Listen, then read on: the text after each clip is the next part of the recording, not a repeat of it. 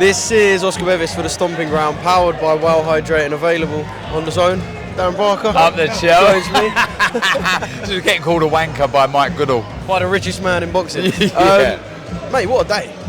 Yeah. What a day. If the 3 o'clockers weren't good enough, thank you, Cole Palmer. Yeah, there's been some really good fights tonight. And Joe, what, Terry Harper, 3-time world champion, sounds pretty good. It really does. What an achievement. What a career.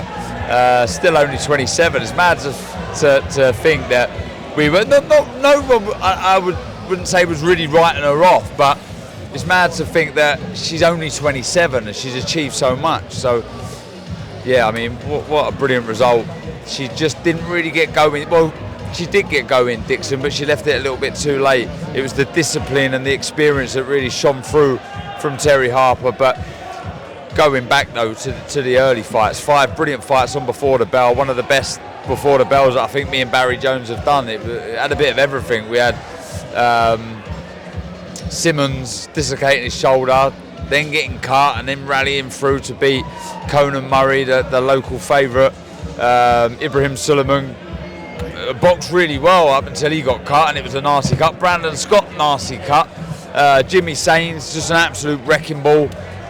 George Liddard, it was like you said, it was a brilliant show, Oscar. And thank God there wasn't a cut in the Galawia fight. Exactly that. Well. Did you think that was a bit odd? Because Sonny had some reservations.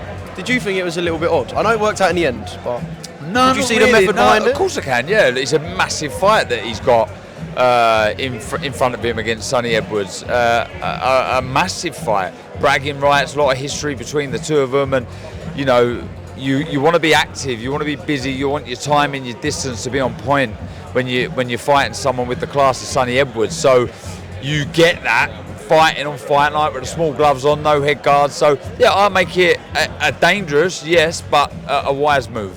Yeah. Just away from tonight, Anthony Joshua, because we haven't spoke to you about it yet.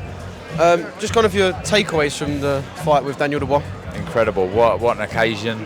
It was a brilliant spectacle, and the fight delivered. I mean, he just didn't recover, did he? From that, was it a right hand, the first shot that dropped AJ? It was a huge shot, and he just didn't recover. Credit to AJ, he tried. He wanted to mix fire with fire. Got a bit, a bit too eager when he hurt Dubois, and he just walked onto a monster of a shot. And the unassuming giant that is Daniel Dubois goes on to big fights, whether it be the rematch or the winner of Fury Usyk. There's gonna be big opportunities here. And what's Dubois, 27? Is he the future of the heavyweight division now? With the experience that he's got behind him, with all the boxes that he's ticked now, the question marks about his chin, his desire, his heart, you have to put that all to bed now, and he's got a big case now to like I say, make a claim to be the future of the division.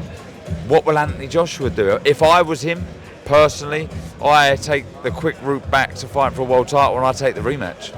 It's dangerous, but you'd have to give him a chance in the rematch. But what do? Do you want to rebuild again? Do you want 2-3 fights? You don't know what's going to happen to the belts there.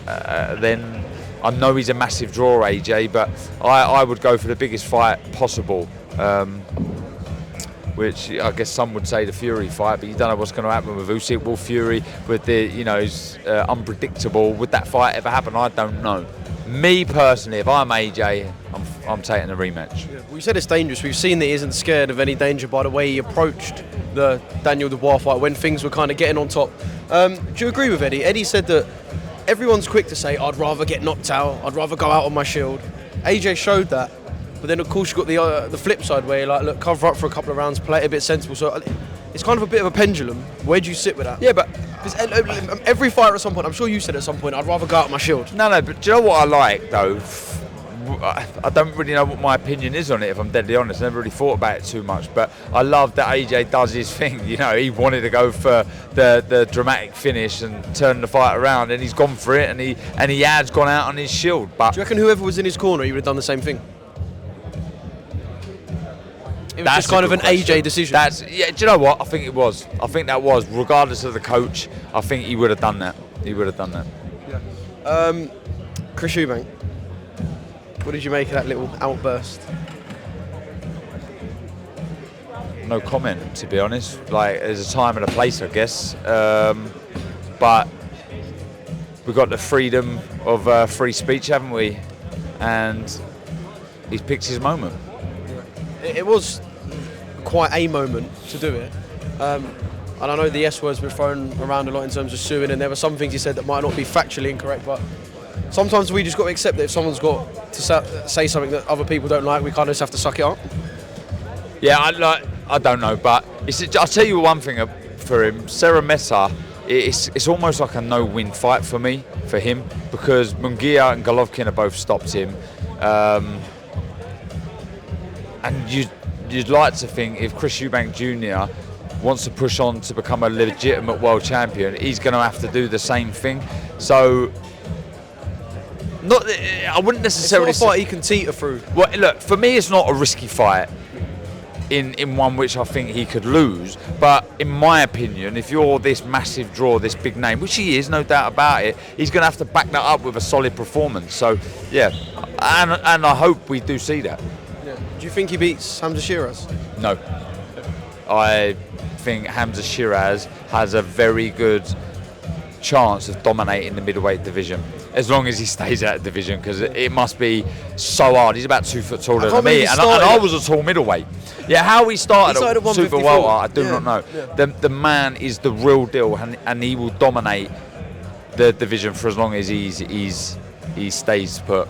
Where does a prime Darren Barker sit in the current middleweight scene? Sod that. It seems a distant lifetime ago, Oscar. Does it? Yeah, it does. It really does. The thought of getting waxed. When was the last time you even sparred? Like, just had a mess around with someone? I think I've done it probably a year maybe after I retired. I've done a few rounds with John Ryder at Tony Sims's old gym. So just one of the most relentless fighters that Britain have had over the last few years, John Ryder. Yeah. But I sort of covered up for 3 rounds and then ducked out.